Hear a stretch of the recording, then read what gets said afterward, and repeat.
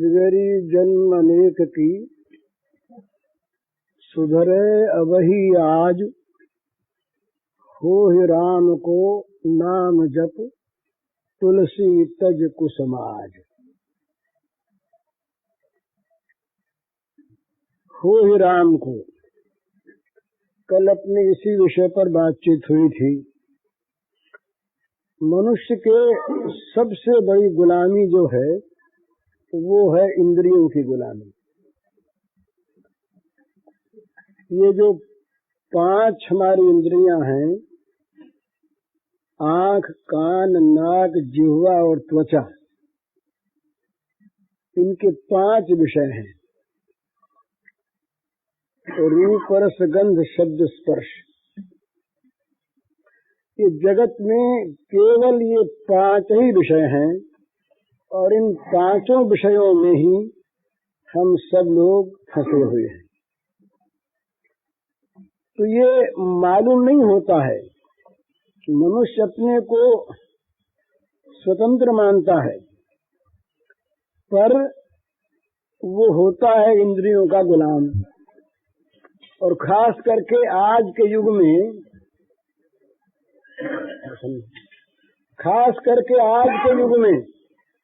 जहाँ व्यक्ति स्वातंत्र का बड़ा महत्व है, मनुष्य कहता है कि मैं किसी शास्त्र की बात, किसी मनुष्य की बात, किसी महात्मा की बात, किसी पोथी की बात, किसी आचार्य की बात क्यों मानूं? मैं क्या स्वतंत्र नहीं हूँ? इस प्रकार मनुष्य आज अपने स्वातंत्र की घोषणा करता है। वो कहता है कि मैं स्वतंत्र हूँ, मैं जो चाहे सो कर सकता हूँ।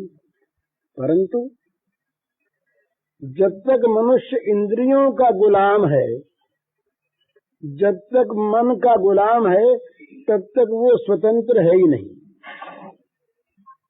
जितम जगत केन, जगत किसके द्वारा जीता गया?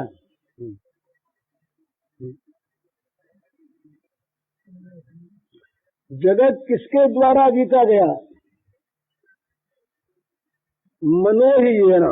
जितम जगत केन मनो ही येन। शंकराचार्य का एक छोटा सा ग्रंथ है प्रश्नोत्तरी। उसमें प्रश्नोत्तर के रूप में बड़े बड़े प्रश्नों का उत्तर दिया है थोड़े में। तो प्रश्न है, जितम जगत केन, जगत किसके द्वारा जीता गया? जगत को किसने जीता? किसने जगत पर विजय प्राप्त की? तो कहा मनो ही येन, जिसने मन पर विजय प्राप्त कर ली। बड़े बड़े देशों को जीत लेने वाले, बड़े बड़े देशों को जीत लेने वाले पुरुष विजयी नहीं हैं। जब वो इंद्रियों के वश में होते हैं तो इतना ज्यादा उनका पतन हो जाता है, सारे देशों पर विजय प्राप्त कर ली, बड़े बड़े योद्धाओं को हरा दिया, पर इंद्रियों पर विजय प्राप्त अगर नहीं की तो थोड़ी सी बात में, जरा से किसी इंद्रिय विषय सुख में वो अपने आप का पतन कर देते हैं। तो सबसे बड़ी गुलामी जो है हमारे, वो गुलामी इंद्रियों की है। शरीर की गुलामी जो है वो भी गुलामी है, पर वो इतनी ज्यादा मारक नहीं है जितनी गुलामी हमें इंद्रियों की और मन की गुलामी है।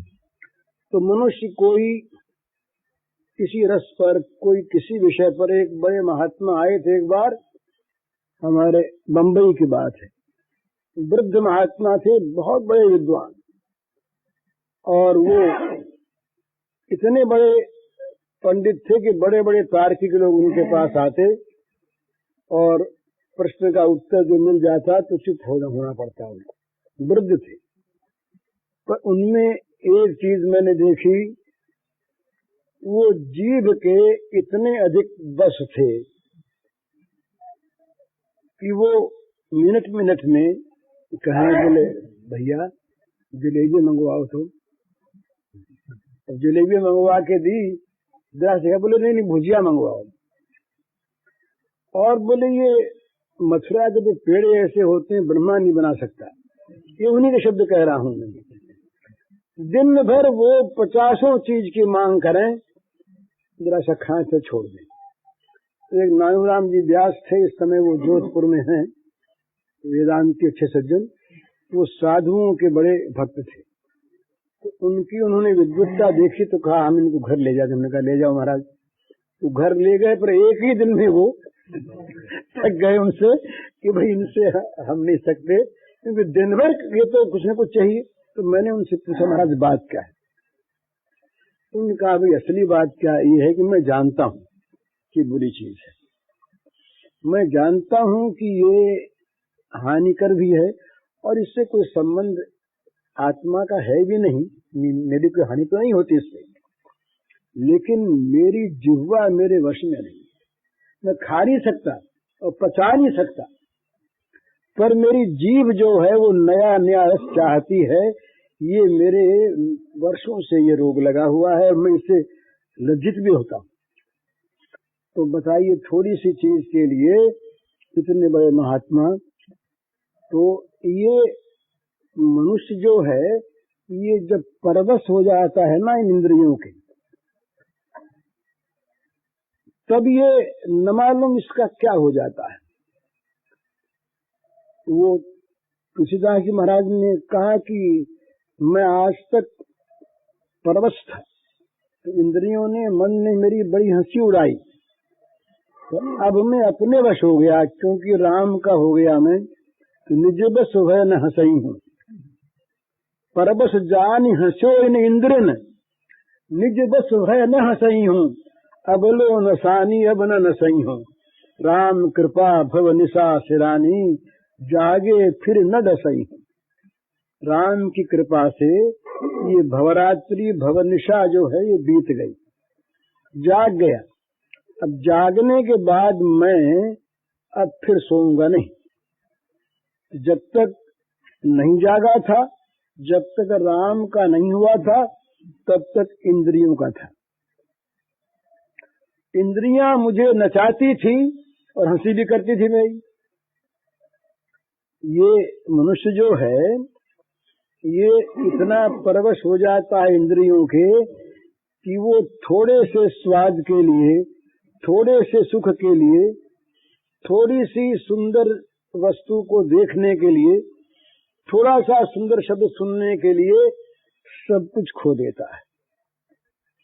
तो इन इंद्रियों के संबंध में बड़ी सावधानी की आवश्यकता है। भगवान ने कहा गीता में, कूर्मोंगानी सर्वशः, जैसे कछुआ